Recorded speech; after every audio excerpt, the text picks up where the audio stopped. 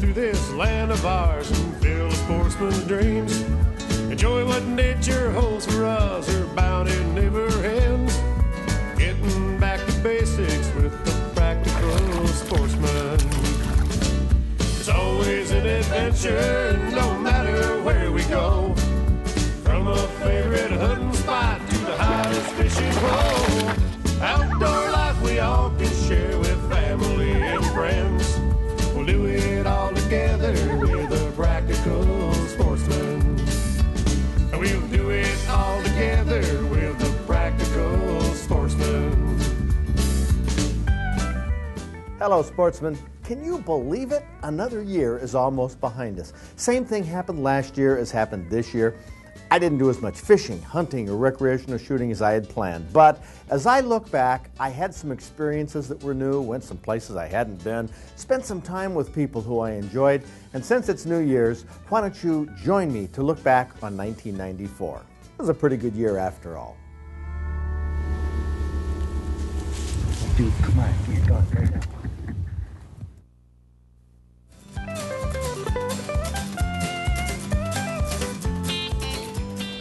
Here's that spreader rig with two fresh perch as decoys. The perch try to escape when a northern pike moves in.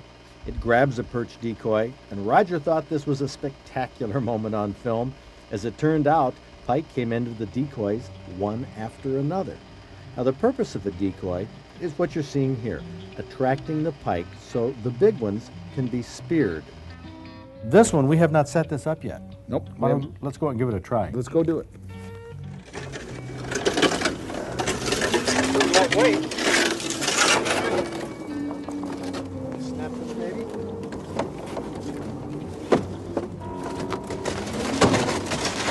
That's good. You gonna go inside? Yeah, I'll go inside. Okay. It's nice and white in here. It is. You can do the black. That comes in from the sides there. It's nice and light. We got to get him tired before we can do any gaffing. There he is down there, see? Just one edge. Oh, there he is right there. Let him get tired. Let him get tired. You're going to have to gaff him. We're going to lose him. Now there again is a 7-month-old dog that's running. Maybe we can get some video or get a look at here they the. go. Look at the rabbits here. There's 1, 2, 3, 4. And here comes the beagle. Now over here we got rabbits all over. Look at them. They're coming through the whole group of beagles. And you said before to me that ice fishing is really a good way to teach kids to fish. Oh, ice. As far as I'm concerned, it's the best way. It's easy fishing, simple fishing. They don't have to know how to open a bail or push a button to cast. Mm-hmm. All they got to do is watch the bobber, and when the bobber goes down, you set the hook. And if you can get in the right situations where the fish are taking the bobbers good, they pretty much hook themselves. Mm-hmm. You know. We expected cold, but not 30 below. And we expected snow, but not 3 feet of it. Nevertheless, Doug Tabor of our Practical Sportsman staff pulled together a group of over 24 anglers for a late January adventure to some lakes way back in the boonies where lake trout and rainbows and brook trout can be caught in good numbers. Good one, huh? Oh, yeah. Well, I like this little single shot. I learned safe gun handling with it, like always keeping my finger along the trigger until I'm ready to shoot. I sometimes carry an extra shell between my fingers if I think I'll have to reload fast. Now here, you'll see me let the oncoming rabbit come close so my shot would angle down.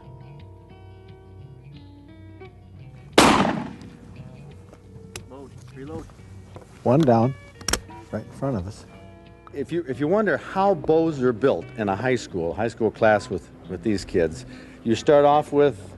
We start off with rough sawn material, and we have a whole bunch of species here, and these pieces have already been milled down with our mill here. And we have rosewood, we have ebony, we get some foreign woods, and we also use some local woods like oak and black walnut. And each student, as you'll see in just a little while, all the separate bows that are made, everyone chooses the woods they like and sets the color pattern and laminates that together, and then they start from that point. The knowledge you pick up is another advantage of chartering a fishing trip. Anybody who spends most summer days fishing a body of water is going to learn about techniques and equipment, and you can learn from them. Charter captains share their ideas, which is like taking a fishing class. Someday, maybe you can catch a fish like that on your own boat. That's a nice yeah. Stuffed on salmon, I stretched out in a hammock with the mountains in the background, and one evening, John Ford decided to fish off the dock. No, he's not ready.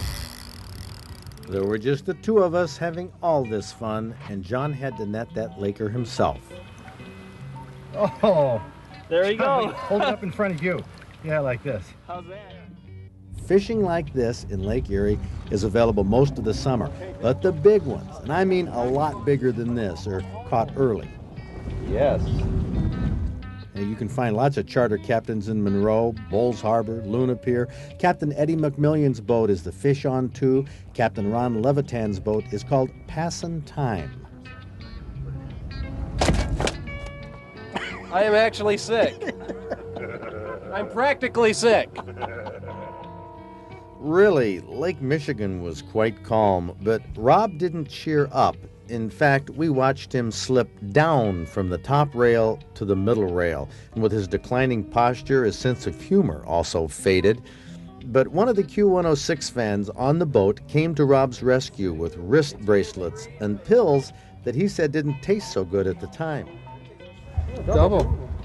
Go ahead and swing him up. Swing right up. Keep him over. Things are happening, eh? A little bit. There goes one up there. That's a good sized one. They're jumping into the boat now. But that wasn't the memorable part of this experience. It was the setting, the river, the mountains, the trees, the sunlight, the crystal clear water that out deeper was dark blue. And then there were the trout. Here he comes. I'm gonna walk around now. Yep. Can you see him? He's right here. Okay. Right. Laker. Another Laker?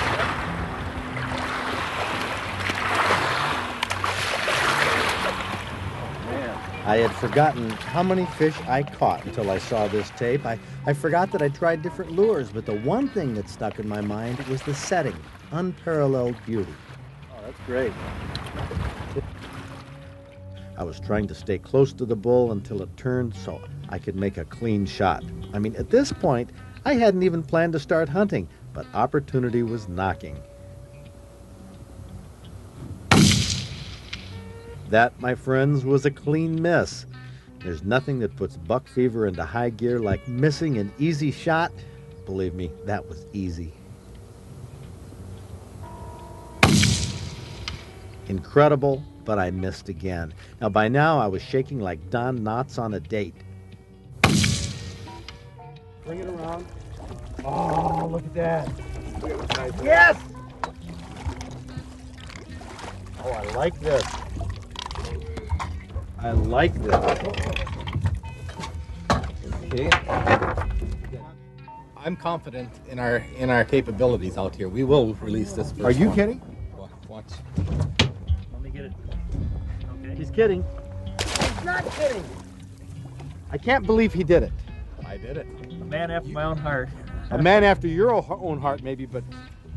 They really will make a nice little pet for you. Well, sort of, like you said, if you spend a lot of time. Right. It's not like having a normal dog. No, any of these animals that you would buy out here at our place, you would want to have time to spend with them. If you want a normal dog or cat, buy a dog or cat. If you don't, if you want something special and you're willing to give it a time, they'll make a nice pet for you. Well, what are they? When these decoys were made, they were manufactured 2 at a time. And you can see where they would spin around. So that's why the bottoms are always flat. Right. Because they were cut like that. Well, what about the heads? The heads were separate then. The heads again were carved separately, but they were also manufactured 2 at a time. And if you put the bills together, upside down, Oh, like that. you can see how the rings and the carving marks were then made. Oh, there he goes again. Isn't that great? You know, it's interesting, though, how that bigger one won't react when the spider is overhead, but he will come off his bed to investigate. And coming up here is what I think is exciting. Watch it. I love watching that fish zero in on the fly, moves in slowly, and then smacks it on the surface. There we go. That's beautiful. But the question still is in my mind, did that fish strike to get something to eat, or was it being aggressive? And we're training right now for his masters, and hopefully he'll accomplish that with the help of these gentlemen by the end of the year. Now, what is this dog's name here? Otto. Otto? And he has a master, AKC. He's got a NAVDA utility price 3. He's got half his show points. And this is are dark dogs or light dogs, any of them more preferable than the other, or just personal? They'll get hotter on a day like today. They can be a lap pet. We have some people who bring their babies back to us to show us how they've turned out. We have some that even do tricks, sit up, you know, say their prayers, play pat a cake. So they are very social animals, and you can see the amount of tender loving care that people have given them, and they respond to that very well, very well. There were 3 beaver from this family cruising in front of me, taking turns coming in close to check out that strange castoreum. It seemed to work. This fellow was really sniffing the air with his nose, and he gave me a quick look at his teeth. Now in slow motion we can really see them well. 2 long incisors on top, 2 on the bottom. That orange enamel on the front is very hard. The back of the teeth are soft, so the backs wear down faster, making them sharp on the front like chisels. Yes, I promise not to reveal the exact stretch of this prominent southern Michigan river, and I won't.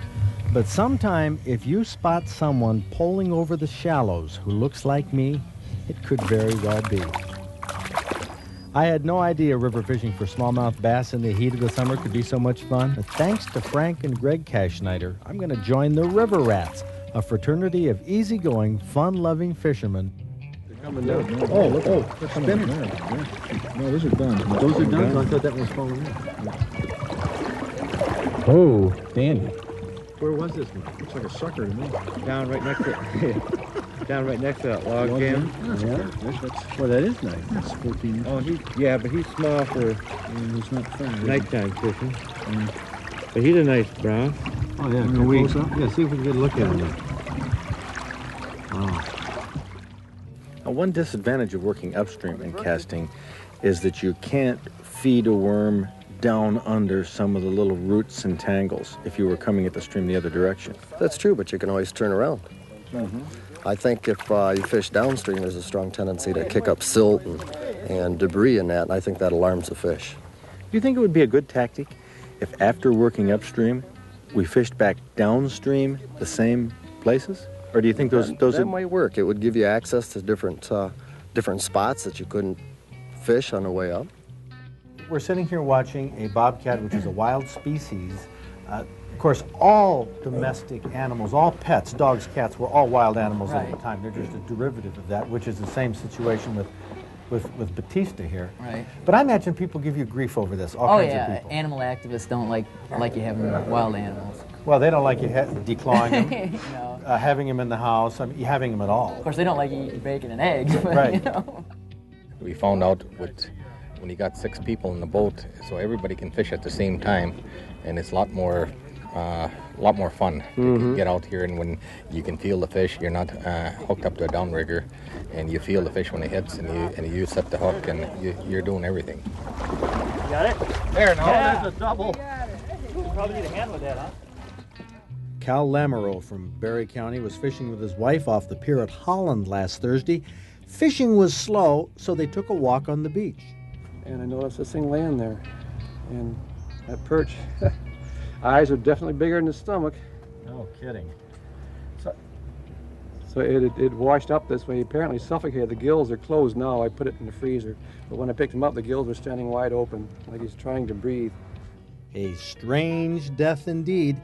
The big alewife was so far down the perch's throat that the perch couldn't spit it out. Well, we're really looking for 16 right there. 16, okay, well, let's do it. And not a very good shot. What do you mean? I enjoy competition.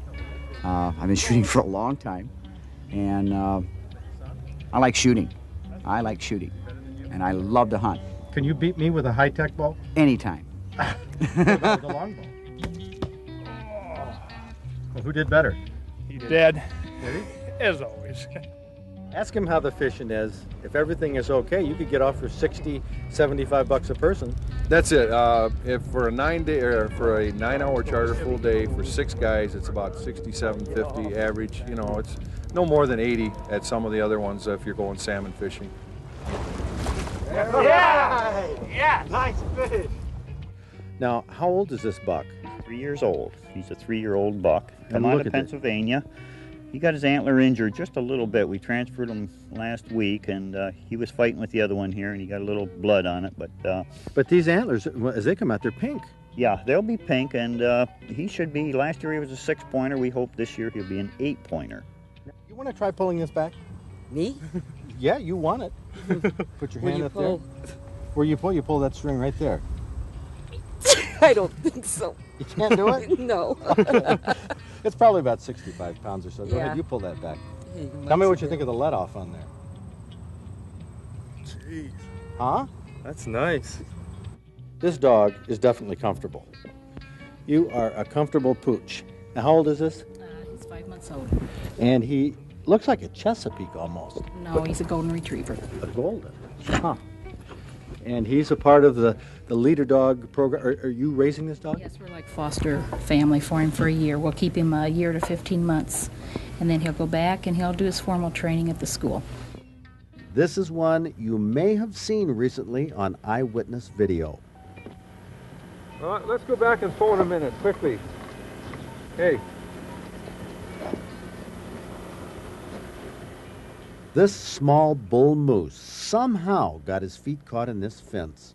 He can't move, he looks dead, but he is breathing, and his eyes look very much alive. Every time Daryl cut wood last summer, this grouse showed up.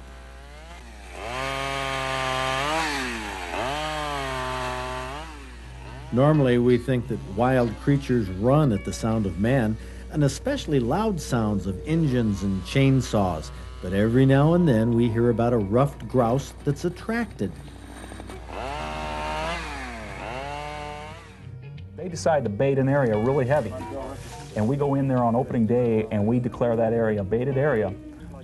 We can't close down that area, but we will advise them that that area is baited and will remain a baited area for 10 days after complete removal of that grain. There are people who hunt areas that are baited. And in fact, I know of an outdoor writer who was nailed down in Arkansas, and this was a big flap about 15, 20 years ago. He was totally unaware. Right now, you're going to be, casting in within, you hit the rocks even, if you want to, but any place within 3 to 5 feet of them, you'll be able to take fish off of them in most cases. You could cover each specific rock because sometimes it'll be maybe just one rock on this whole shoreline or 2 rocks that are really productive. How dangerous are black bears to hunt? Well, most of the time, it's not a life-threatening activity, but there are exceptions. One is if you startle a sow bear with her cubs. Mother bears are aggressive around their cubs because father bears, the boars, don't share in raising the family. If a big boar comes across a small, unattended cub, he's likely to kill it and eat it. He's right behind us.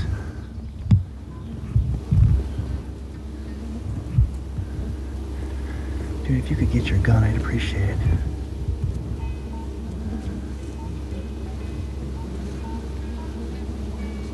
No. Yes. You. Get your gun right now.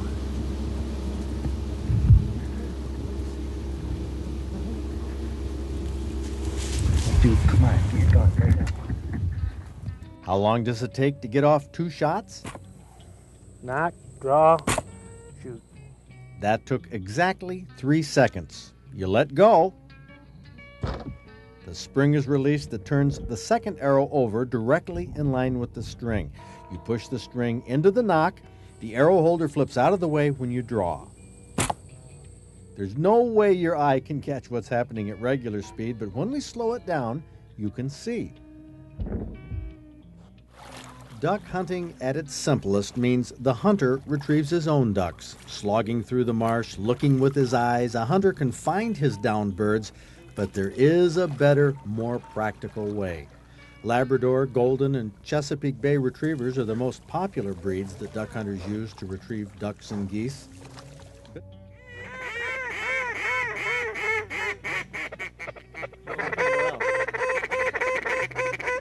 Right over here.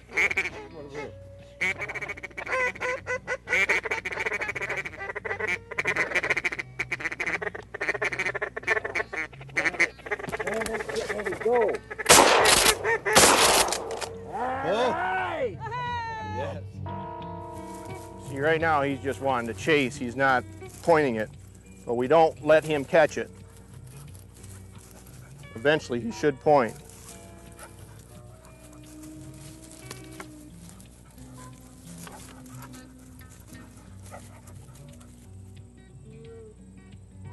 Okay, attaboy. It might be right in front of her nose. Scare the heck out of me if it goes up. Oh, there's a form right here for. Okay. Could be girl. There it goes. Right, jeez! Why are we finding all the hens? I don't know, but this. Okay. Okay, get them up. Oh, man, that was right under her nose. And you were wondering about him being that close. Now, these sex pheromones are highly volatile. Most scientists feel they evaporate in a minute or so, maybe in 20 or 30 seconds. So the buck doesn't have much time to find out whether that doe is in heat. One of these does is either in heat or a few hours from coming into heat because the buck smells pheromones, which is why he's running after him. The most important thing for any decoy to be able to work is it has to be seen. So if you want the decoy to be seen, if you're hunting fairly open woods, I'll use the decoy on the ground and bedded if I'm using a single decoy. Now, I'll do a couple of things. I mentioned turkey hunting when I was talking to these folks a few minutes ago. I mentioned movement. Movement is real important for a turkey to be able to see a decoy. It is critical for a deer. It's just like the good old days. Sure is. It is. You know why it's like the good old days?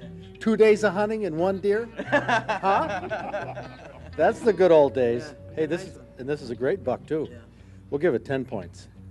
Great time. I want to thank you for giving us the primo blinds because really, it was very peaceful. But these are not your average bucks. No, that would be true. Some of them are oversized. Other people have said who have come here from other buck polls, they said this is a different league. Yeah, I think that's right. This is the major leagues here. We don't want to have anybody intimidated with a smaller buck and not come in. We love to see them all. How many years you been hunting? Oh, hunting deer or hunting? Hunting deer. Oh, probably about 30 years hunting deer. And you've got, 2 years ago you got an 8-point. Yeah. That was your biggest one? That was the biggest And now you got the biggest of the big bucks. Yeah, right. Congratulations, Doyle. Thank you, Ken. In fact, congratulations to all these hunters here. Just take a look at these racks. John, they are colossal.